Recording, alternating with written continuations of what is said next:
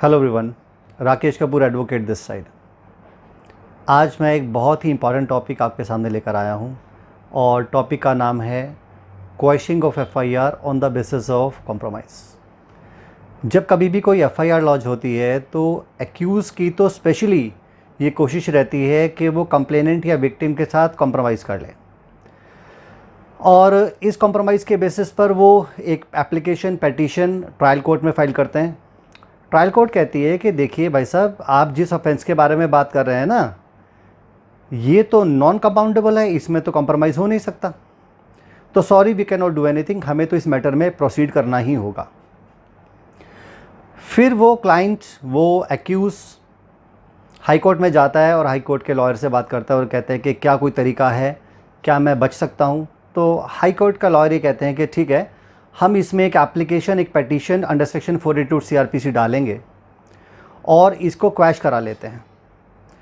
तो एक petition under section 482 CRPC high court में मूव की जाती है।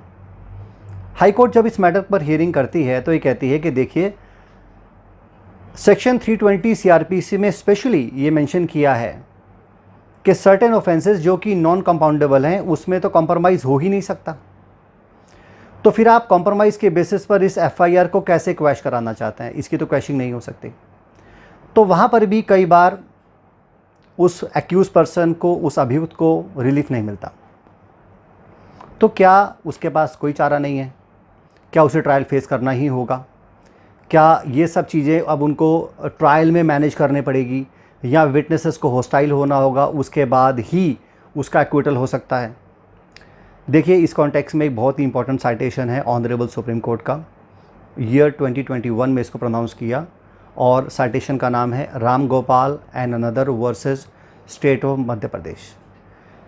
इसमें ऑनरेबल सुप्रीम कोर्ट ने कहा कि कुछ मैटर्स ऐसे हैं, चाहे वो नॉन कंपाउंडेबल नेचर की ही क्यों ना हो, उसमें कॉम्प्रोमाइज़ अगर हुआ है, उसके बेसिस पर हाई कोर्ट के पास पावर है कि वो क्वेश्चन कर सकती है, बस सब्जेक्ट टू द कंडीशन वो ऑफेंसेस सोसाइटी एट लार्ज को अफेक्ट करने वाले नहीं होने चाहिए और ना ही वो ऐसे ऑफेंसेस होने चाहिए जो कि हीनियस ऑफेंसेस हों, जैसे कि रेप हो गया, मर्डर हो गया, डेकॉइटी हो गया, ऐसे ऑफेंसेस नहीं होने चाहिए।